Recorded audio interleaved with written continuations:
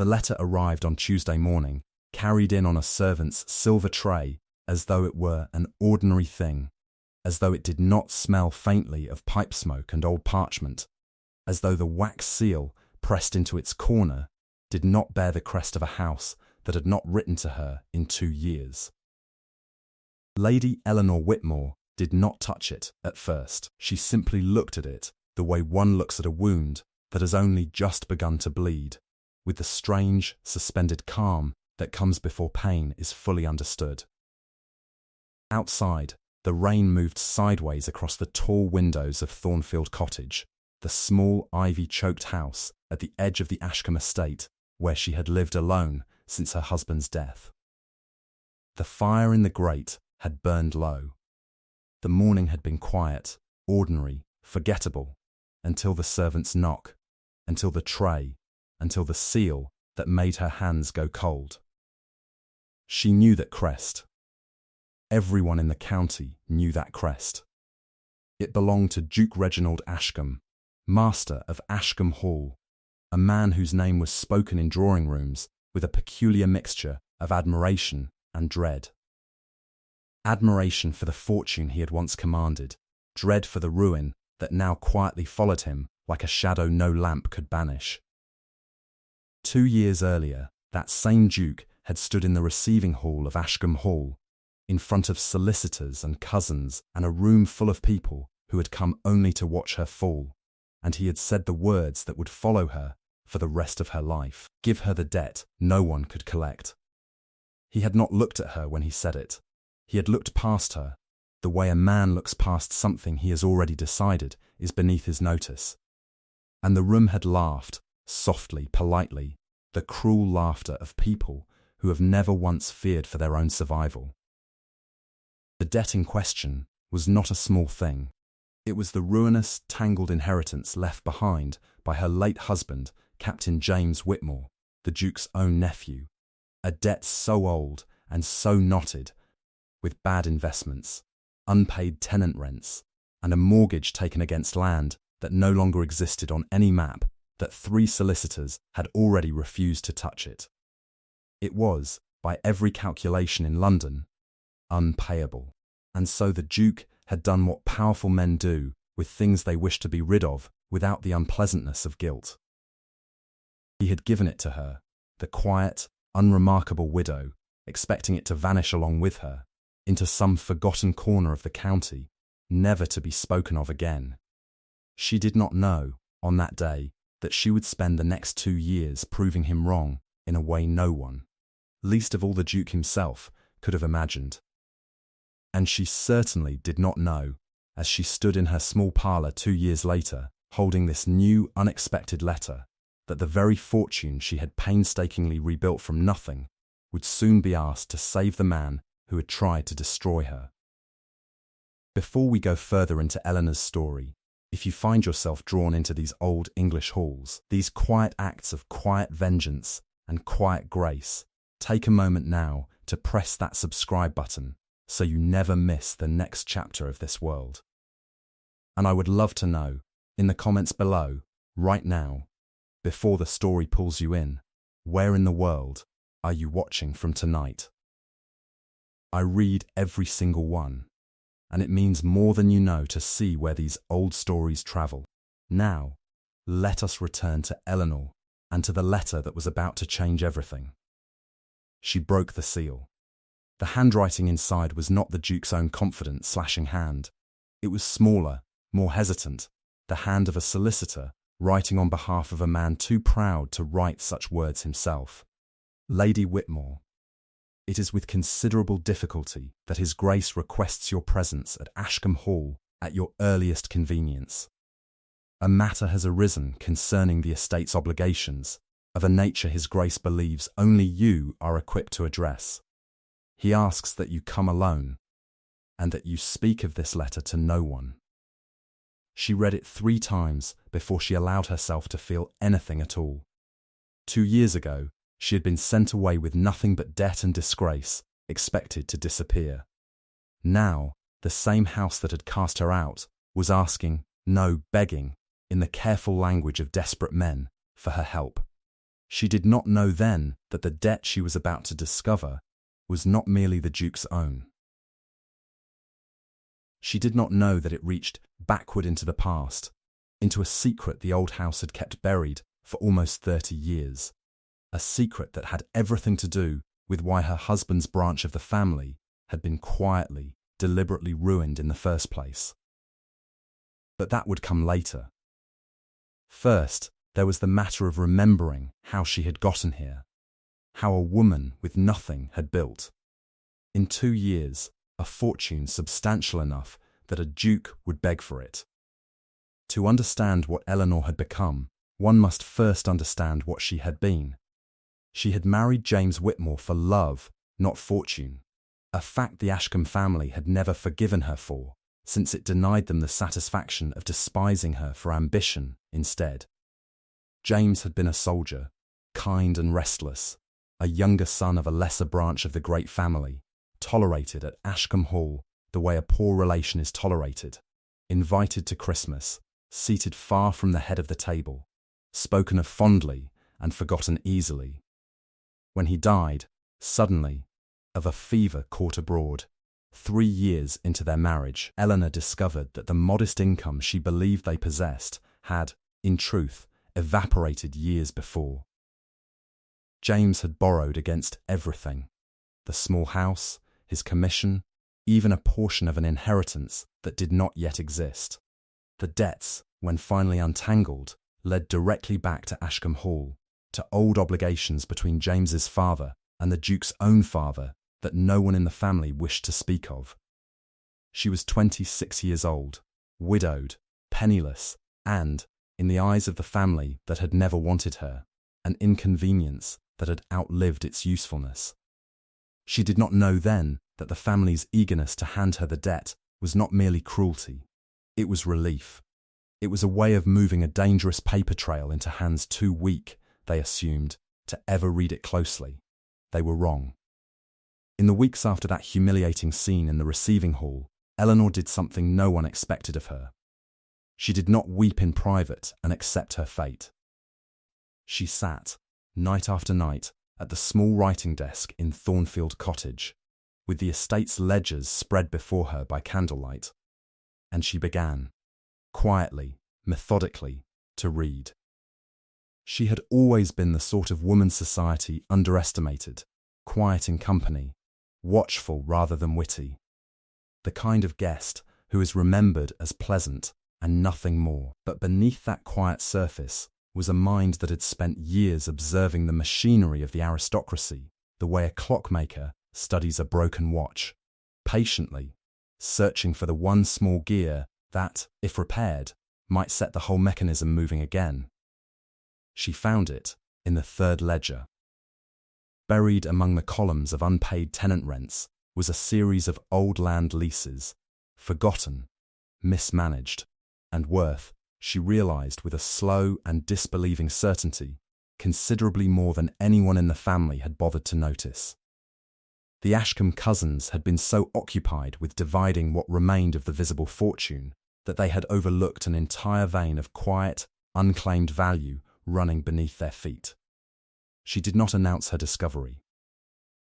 She did not write to solicitors or cousins or anyone who might take it from her. Instead, with what little remained of her small independent income, she began, carefully, invisibly, to reclaim it herself. She renegotiated leases the family had let rot for a decade. She wrote, in her own hand, to tenant farmers who had assumed no one would ever ask them to pay what they owed. And she offered them fair terms in exchange for honest payment, an offer so unusual, so unlike the cold demands they were used to, that most of them accepted gladly. She sold, quietly and at a fair price, a parcel of land no one else remembered existed. She invested the proceeds, cautiously, in railway shares a retired banker in the village mentioned to her almost in passing. Never suspecting the widow across the tea table was listening with the attention of a woman rebuilding her entire life from a single overheard sentence. She did not know then that this same banker would within a year become her most valuable ally, nor that the modest sum she invested with him would grow, quietly and steadily, into something the Ashcombe family could not have imagined. Within 18 months, the unpayable debt was paid. She told no one. She sent the final payment to the estate's solicitor with a short, unadorned note, and she expected nothing in return, no apology, no acknowledgement, certainly no invitation back into the world that had discarded her. And for 6 months, she received exactly that. Silence. She did not know then that her silence had done something far more dangerous to the Ashcombe family than any public triumph could have.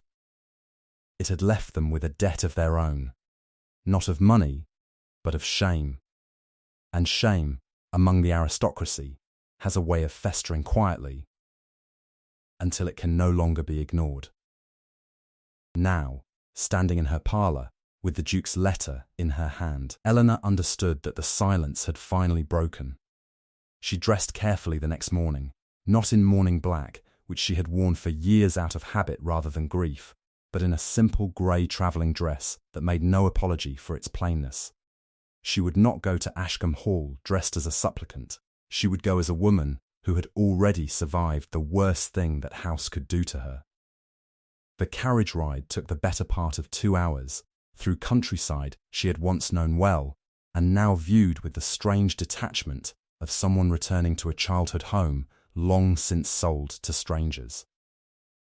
The hedgerows were the same. The old stone bridge over the river was the same, but something in her had changed so completely that the landscape itself seemed to belong to a different woman's memory. Ashcombe Hall appeared at last through the mist, vast, grey, magnificent, and, she noticed immediately, subtly neglected in ways it had never been before. A section of the east wing's roofline sagged almost imperceptibly. 2 of the great chimneys stood cold.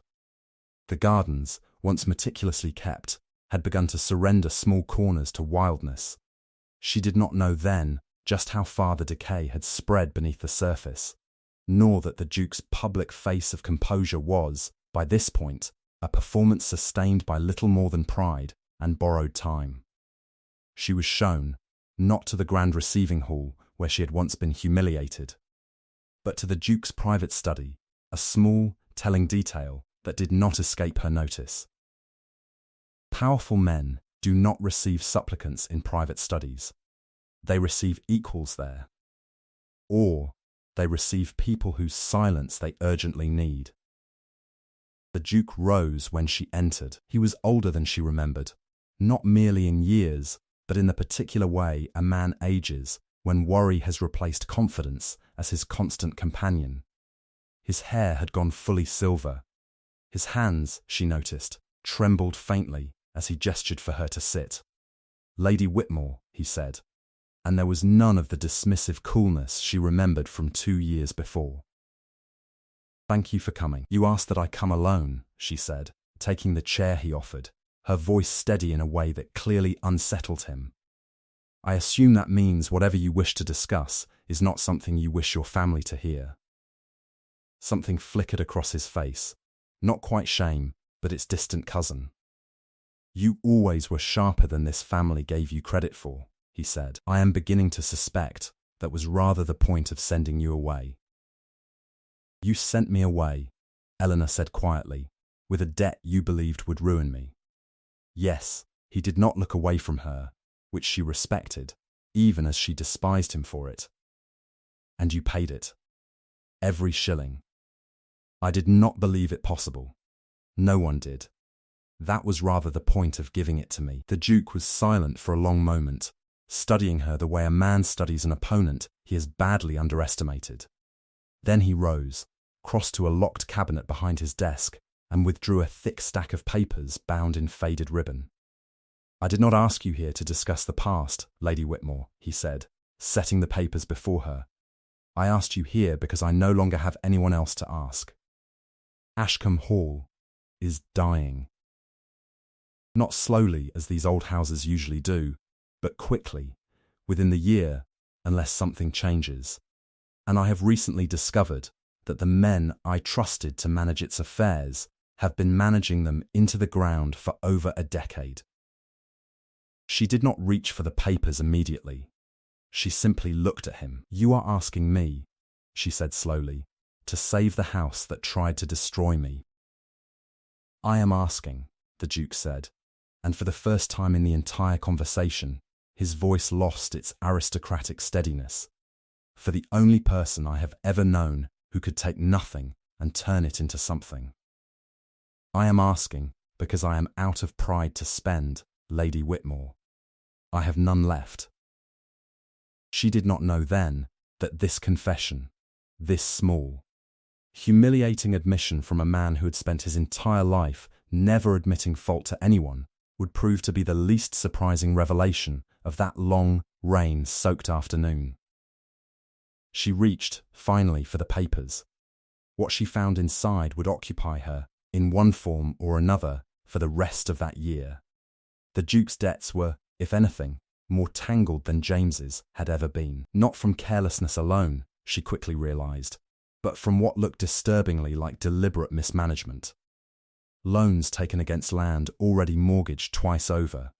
Investments made and remade by the same solicitor, a Mr. Aldous Price, whose name appeared with suspicious frequency beside transactions that had, without exception, benefited someone other than the Ashcombe family. She did not say so aloud that first day.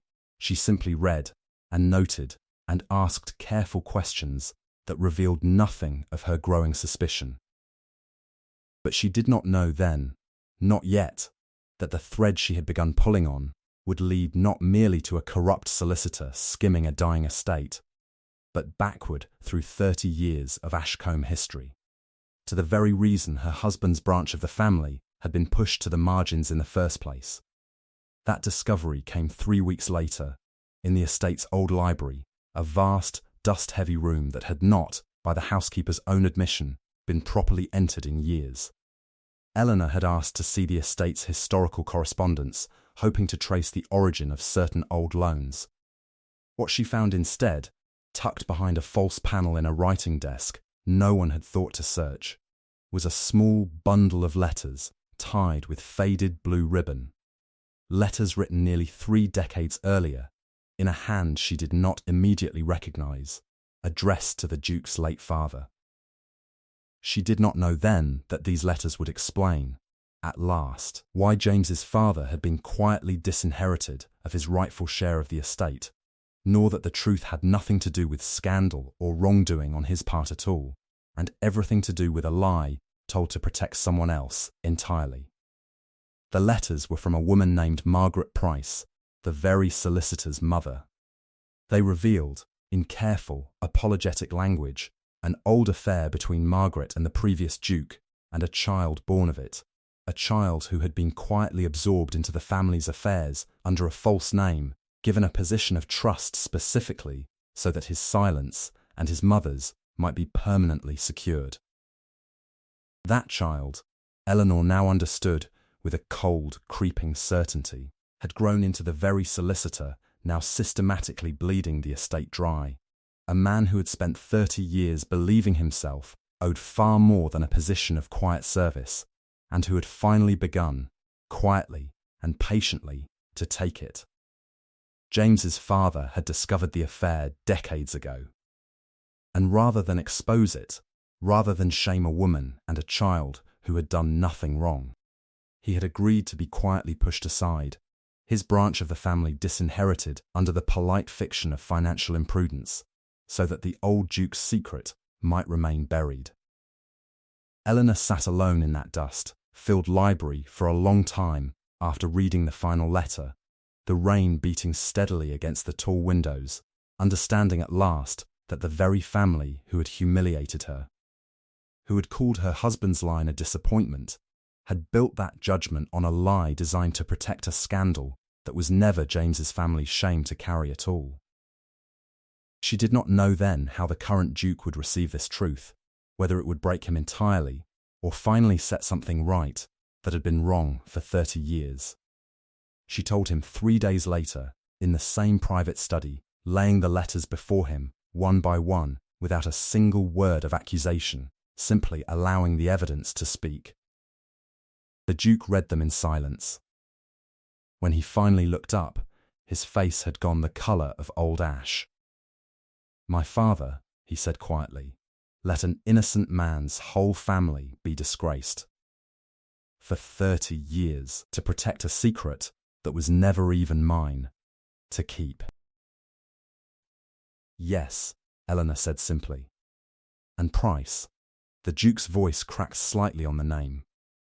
"Price has spent a decade taking, piece by piece, everything he believes he was owed, and never given. That does not excuse what he has done to this estate," Eleanor said. "But it does explain it, and explaining a thing, Your Grace, is often the only way to finally end it." It was Eleanor, not the solicitors, not the family's cousins, none of whom she informed of what she had found, who confronted Price herself, quietly, in his own office in the county town, 3 letters spread between them on his desk like cards laid face up at the end of a long and exhausting game. He did not deny it. Confronted at last, after 30 years of careful, patient resentment, something in him seemed almost relieved to finally be found out. "I did not want money," he told her, and there was no theatre in it, only a tired, worn-down honesty. "I wanted them to admit what my mother was owed. What I was owed. A name, a place at that table, instead of a desk in its shadow." "You will have neither," Eleanor said, not unkindly, "if this ends in a courtroom, and it will end in a courtroom unless you return what remains of what you have taken, quietly, and resign your position by the end of the month." He agreed, not because she threatened him, she never once raised her voice, but because, she suspected, some tired part of him had been waiting 30 years for someone to finally see him clearly enough to end the arrangement with dignity rather than disgrace.